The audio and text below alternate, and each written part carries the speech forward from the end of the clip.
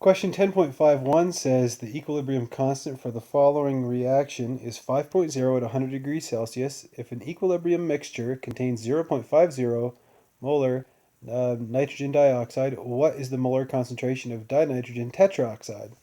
So here's my equation down here, okay, and I know that my Kc, so my equilibrium constant, is equal to 5.0 at 100 degrees Celsius. And the question is, if I have this equilibrium constant, and I know that my concentration of NO2 is 0.50 molar, it's asking me what's the concentration of this?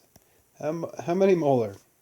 So I think the first thing we should do is write out our equilibrium constant expression. So as I showed in my last video, so this is going to be equal to the concentration of the products, so N2O4, to the power of their stoichiometric coefficient, which is 1 in this case, divided by NO2, and I'm going to square that because there's a 2 in front of that. That's its stoichiometric coefficient.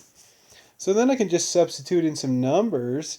So if I know that my equilibrium constant is 5.0, and I'm looking for the concentration of N2O4, I can divide that by 0.50 squared.